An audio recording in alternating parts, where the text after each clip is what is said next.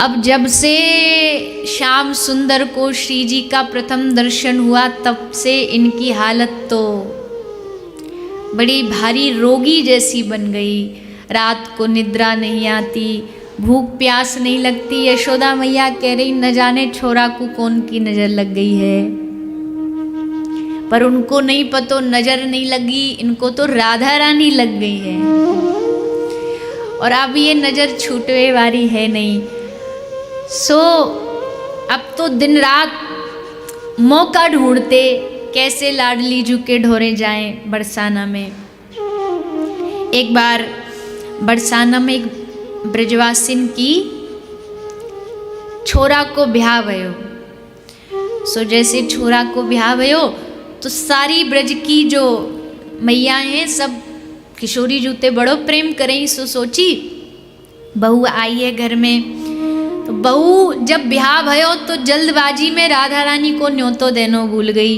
सो आज रोती रोती आई वो मैया, राधा रानी ने कही हे लाडली हमको क्षमा कर दियो, हम अपने छोरा के ब्याह में तुमको बुला ना सके, भूल गई मैं, मोते बड़ो भारी अपराध है गो। तो लाडली जी बोली कोई बात ना, भूल गई मैया कोई बात नहीं, एक काम करो अब जो तुम्हारी बहू आई है वाको हमारे ढोरे ले आओ, हम वाको मुख देख लेंगे, मुख दर्शन कर लेंगे। बोली ठीक है। अब ये खबर उड़ती उड़ती श्याम सुंदर पास पहुंच गई कि एक नई बहू आई है, वाको मुंह दिखाने के लिए वाको लाडली जू ढोरे ले जा रहे हैं। सो तुरंत वह बहू के घर पहुंचे और वाको ऐसी पट्टी पढ़ाई कि वो वहीं सो गई, बहू सो गई। और वाह बहू की जगह एक नई बहू आ गई। नई बहू कौन सी है? सांवरी बहू, सांवरी सलोनी बहू।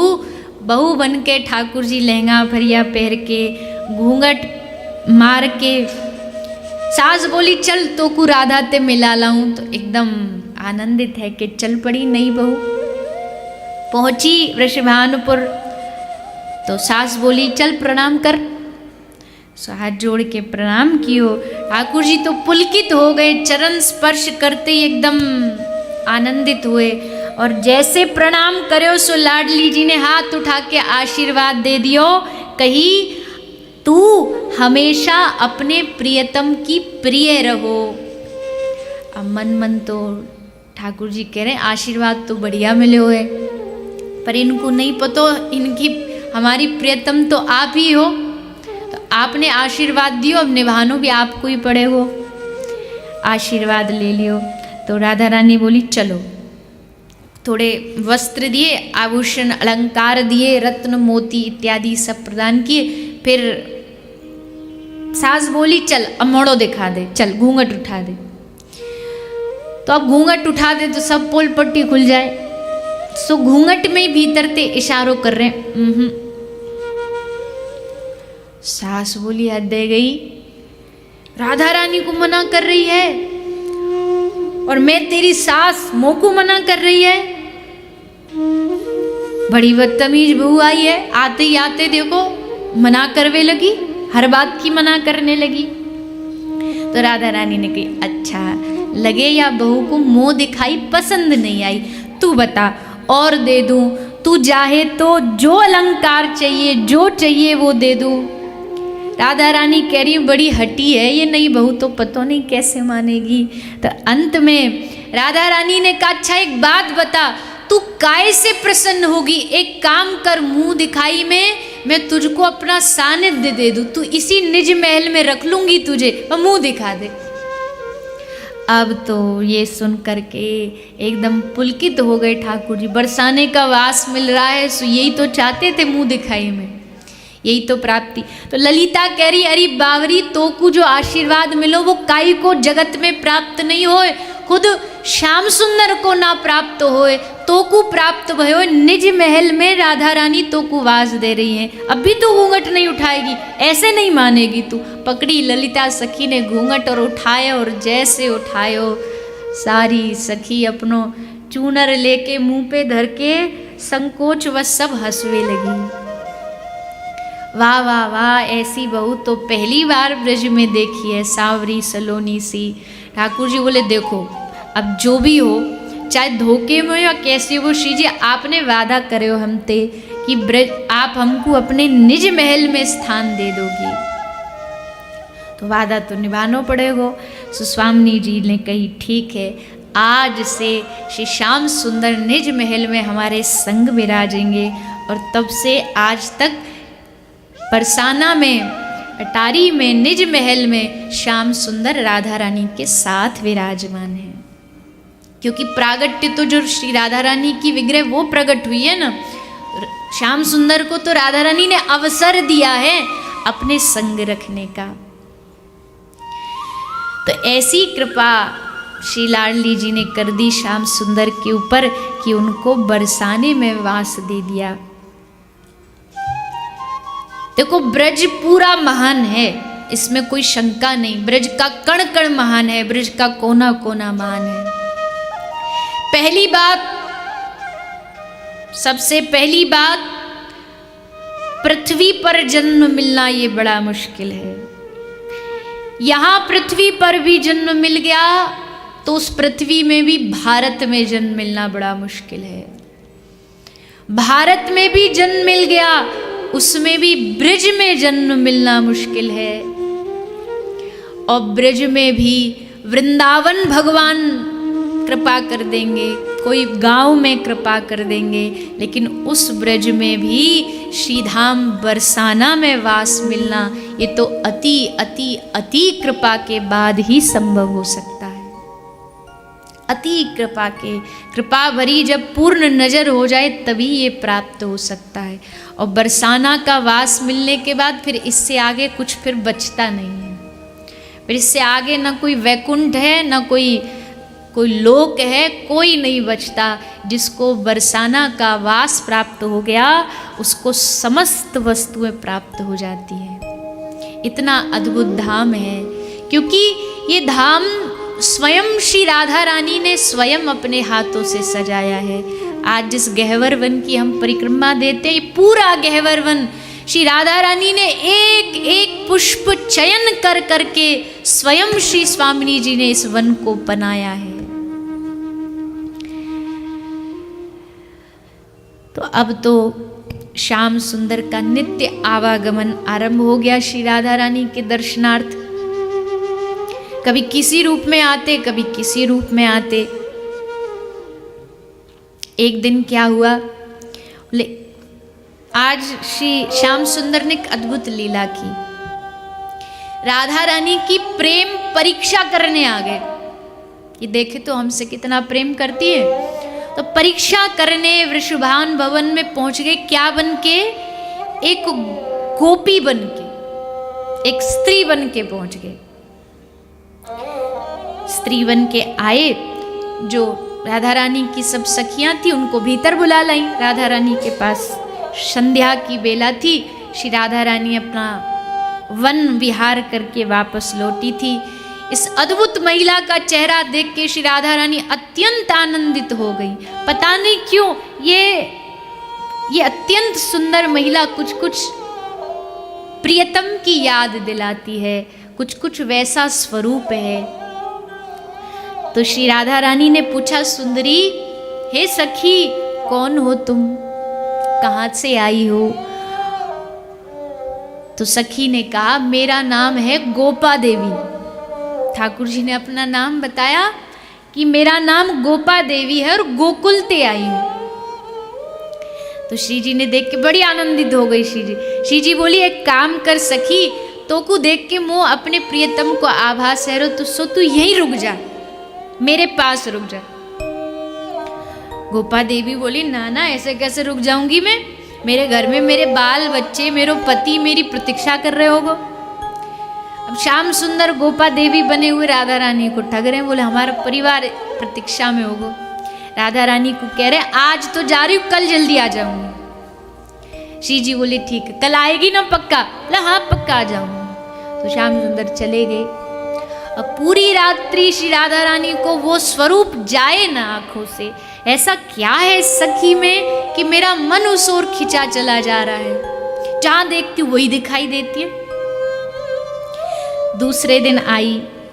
दूसरे दिन जैसे आई तो राधा रानी ने कहा, अरे वाह सखी तू आ गई, मैं तो रात भर तेरे ही बारे में सोचती रही, आज इतनी देर क्यों लगा दी तूने आने में। गोपा देवी बोली, पूछो मत, अरे आई रही थी कि रास्ता में कौन मिल गयो, रास्ता में मिल गयो ठाड़ो श्याम सुंदर। और आप तो जानो कितनो नटखट है, दही बेचने जा रही मैं सांकरी खोर में श्याम सुंदर ने, और सिर्फ मिलो नहीं, अरे राधा रानी कहा बताऊं, वहां ने मेरो बाँ मेरी हाथ पकड़ ली। अब बताओ, अच्छे कुल की नारी इनके साथ कोई ऐसा व्यवहार करे भला? ये श्याम सुंदर, देखो मैंने सुनी है कि तुम भी कुछ कुछ उन पर मोहित हो, सो मैंने सोची तुमको सावधान कर दूं। वो कालो कलूटा ग्वाला अनपढ़ बातें प्रेम करके क्या करोगी? ब्रज में कोई सुंदर लोगन की कमी है का? वह ग्वाला थे, वह गैया चरावे वाले थे, वह निर्मोही थे, क्या प्रेम करनो? अब ठाकुर जी सोच रहे हैं कि अब देखते क्या बोलती है श्री जी। तो ये सुन करके श्री राधा रानी बोली, अरे गोपा देवी तू तो बाहर थी दिखने में सुंदर है, भीतर से तू एकदम बावरी है, तू एकदम बावरी है। तुमको ये नहीं पता तू श्याम सुंदर की बात कर रही है, ग्वाला है वो। हाँ वो ग्वाला है, इसीलिए तो सबसे पवित्र है। क्यों? बोले गैयाओं की रज उड़ उड़ करके उनके माथे पर आती है। तू कहती है श्याम सुंदर निर्धन है, अरे उनको पाने के लिए तो लक्ष्मी नहीं महालक्ष्मी कतार में खड़ी रहती है कि कब उनकी एक झलक का दर्शन हो जाए। तू कहती है श्याम सुंदर निर्बल हैं, बल नहीं है उनके अंदर। बकासुर, अघासुर, देनकासुर, प्लम्बासुर किसने मारा? हमारे श्याम सुंदर ने मारा। और तू कहती है श्याम सुंदर निर्दयी है, अरे उनसे बड़ा दयालु कौन होगा? भक्तों के पीछे पीछे भागते हैं, भक्तों के पीछे पीछे उनकी सेवा करते हैं, तू उनको निर्दयी कहती है? एकदम रोष में आ गई राधा रानी। गोपा देवी बोली, ठीक है आप जो कह रही ठीक, पर एक बात बताओ, एक स्त्री का हाथ पकड़ना कोई ठीक बात है? हमारा हाथ पकड़ लिया। राधा रानी ने कहा, रे पगली ये तेरा सौभाग्य है कि श्याम सुंदर ने तुझे चुना है, तेरी बाह थामी है, तू इस सौभाग्य को नहीं समझ पा रही है। गोपा देवी ने कहा, अच्छा तो आप समझा दो सौभाग्य। आपका सौभाग्य बड़ा अच्छा है, आप कहती हो श्याम सुंदर आपसे प्रेम करते, चलो दिखाओ आज कैसा प्रेम करते। आज यहीं इसी क्षण आप उनको पुकारो उनका नाम लेकर, अगर आ गए तो सच्चा प्रेम है, और नहीं आए तो श्री जी ने कहा नहीं आए तो मेरा सारा धन मेरा सारा भवन सब तेरा, पुकारो। और जैसे गोपा देवी ने कहा शर्त लग गई। श्री राधा रानी ने तुरंत अपने नेत्र बंद किए और नेत्र बंद करके श्याम सुंदर को पुकारने लगी, हा कृष्ण हे श्याम सुंदर, हे प्रियतम। कृष्ण कृष्ण पुकार बढ़ी, झरझर आंख से अश्रु, शरीर से स्वेद बिंदु बहने लगे। इधर पुकार बढ़ रही है और उधर सामने खड़ी जो गोपा देवी है वो अपना शरीर अब वश में नहीं रहा, क्योंकि असल में तो कृष्ण छुपा है ना, तो कैसे अब अपने इस रूप को, छलिया रूप को धारण करके रखे। इधर पुकार बढ़ती गई और गोपा देवी का रूप छूटने लगा, सारा श्रृंगार छूट गया, सारा मेकअप छूट गया, सब नीचे गिर गया। और जैसे श्री राधा रानी ने आंख खोल के देखा तो सामने श्याम सुंदर खड़े हैं। श्याम सुंदर को देखते ही एकदम श्री राधा रानी प्रसन्न हो गई। हम प्रेम परीक्षा में पास हो गई, पर इधर उधर देखा, सखी कहाँ गई? श्याम सुंदर, यहाँ एक सखी खड़ी थी। श्याम सुंदर ने कहा, अच्छा वो, अरे मैं जब आ रहा था तो वो जा रही थी। तो राधा रानी ने बताया कि वो हमारी परीक्षा ले रही, पूरी कहानी सुनाई, ऐसे ऐसे बोल रही थी। तो ठाकुर जी बोले हे राधा रानी आप बड़ी भोली हो, ऐसी नागिनों से बच के रहा करो। ये आपके और हमारे प्रेम में फूट डलवाती रहती है, ऐसों की बात सुना मत करो। श्री जी प्रसन्न हो गई कि आज हमने पुकारा और हमारे श्याम सुंदर हमें दर्शनार्थ आ गए। तो ऐसी अनंत लीलाएं हैं, कितनी लीलाओं का वर्णन करें, जहाँ प्रियतम ने अपनी श्यामा जी की इस भावना को पूर्ण किया है। अलग अलग रूप में कभी भगवान केवट बन के श्री राधा रानी की समक्ष आते हैं, कभी भगवान कंस का सैनिक बन करके आ जाते हैं। ये सब कथा आपने पूर्व में पिछली बार सुनी है। एक और बड़ा प्यारा भाव कहीं अध्ययन में मिला था, पढ़ने में।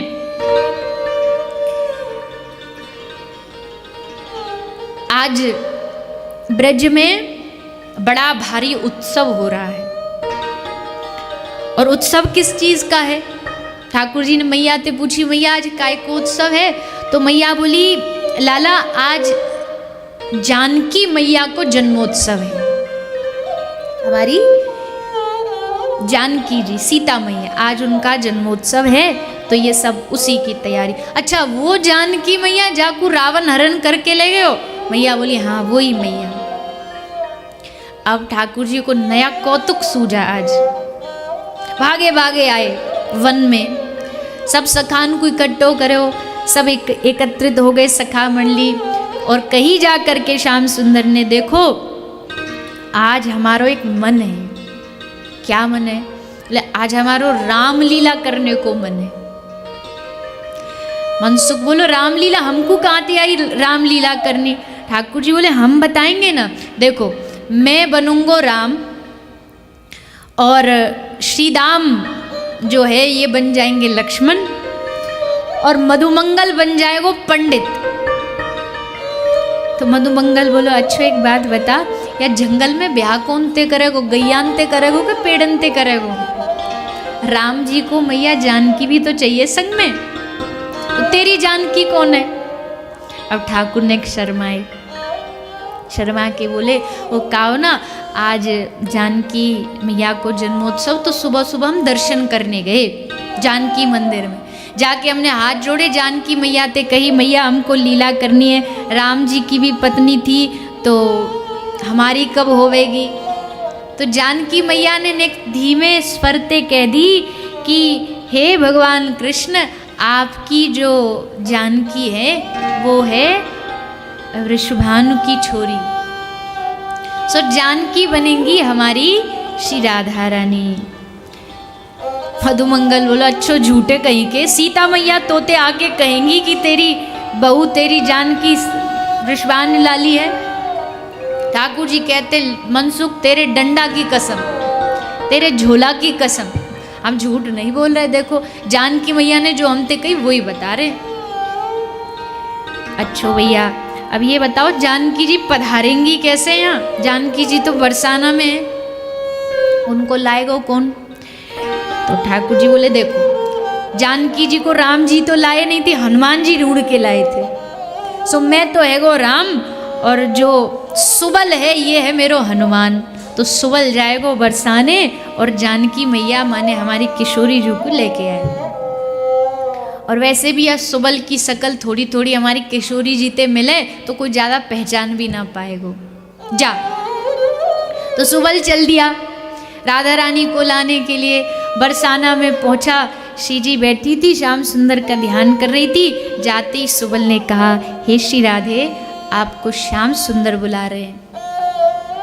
अब जैसे स्वामिनी जी ने सुना तो रोम रोम पुलकित हो गया, तुरंत तैयार हुई। चलो, सुबल ने चुनरी ओढ़ ली और राधा बन के सुबल बरसाना में बैठ गया। और राधा रानी अपनी समस्त सखी मंडली के साथ चल पड़ी, निकली है बरसाने से उमंग में। उधर श्याम सुंदर ने कहा मधुमंगल ते कि भैया राम जी के डोरे तो धनुष हो, हमारे डोरे तो है ही नहीं।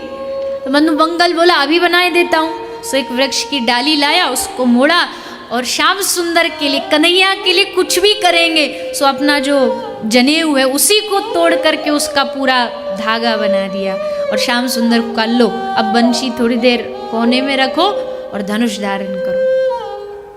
धनुष धारण करके श्याम सुंदर खड़े हो गए। उधर स्वामिनी जी अधीर हो गई एकदम श्याम सुंदर से मिलने के लिए, प्रतीक्षा कर रहे होंगे। सखी को कह रहे जल्दी चल जल्दी चल। शुक को जितने पक्षी हैं सबको कह रही है कोई मुझे पीठ पे बिठा के श्याम सुंदर के पास ले चलो। इतनी अधीर हो गई कि अब सखी ने देखा कि ये अब आगे नहीं बढ़ पाएंगी, आगे चलना इनके लिए मुश्किल है, तो आप यहीं बैठ जाओ, श्याम सुंदर को यहाँ बुला के लाती हूँ। वो सखी दौड़ी दौड़ी श्याम सुंदर के पास गई। श्याम सुंदर को कहा श्री जी आपकी प्रतीक्षा कर रही हैं। उधर श्याम सुंदर दौड़े दौड़े आए, आवाज पुकार करते हुए श्री राधे, और इधर श्री राधा रानी पुकार कर रही हैं। ऐसा मिलन हुआ मानो सीधा वनवास के बाद प्रभु श्री रामचंद्र का माँ जानकी से मिलन हुआ हो। दोनों का मिलन हो गया। श्री राधा रानी ने ऊपर से नीचे तक देखा, ये क्या वेश बना रखा है आपने, वेणु कहाँ है आपकी, आपकी सुंदर मेरी प्राण वेणु, उसके बिना तो क्या लीला। बोले नहीं, आज हम राम जी बने हैं, हम राम जी हैं। मधुमंगल पंडित है, आपका भैया हमने लक्ष्मण बना दिया है। तो राधा रानी बोली अच्छा जानकी फिर मैं। ठाकुर जी बोले हाँ जानकी तो हमारी आप ही हैं। अब एक काम करो, मधुमंगल पंडित बोला महाराज मुहूर्त निकला जा रहा है, आप जल्दी से ब्याह के लिए तैयार हो जाओ। राम जानकी ब्याह हो रहा है। ठाकुर जी ने धनुष तोड़ा, विवाह के लिए ललिता को कहा कि इनका श्रृंगार कर दो। ललिता ने श्री राधा रानी को तैयार किया, दुल्हन तैयार हो गई और दूल्हा तो पहले से ही तैयार है। दूल्हा तो ये 24 घंटे तैयार ही रहते हैं, कब श्री जी से मौका अवसर मिल जाए। तो सबके मध्य में राम जानकी यानी श्री श्याम सुंदर और श्री राधा रानी का विवाह हुआ। सारी सखियां जय घोष करने लगी, श्री रामचंद्र जी की जय, सब जय जयकार करती। और आज भगवान कृष्ण और श्री राधा रानी ने राम जानकी स्वरूप का दर्शन कराया है। ब्रज में सब लीलाएं चलती हैं, भगवान जब जो मन चाहे वही अवतार ग्रहण कर लेते हैं और श्री स्वामिनी जी उनका सहयोग देती है, उनकी सेवा सुख में आनंद उनको प्रदान करती है। ऐसा प्रिया प्रीतम का ये सुंदर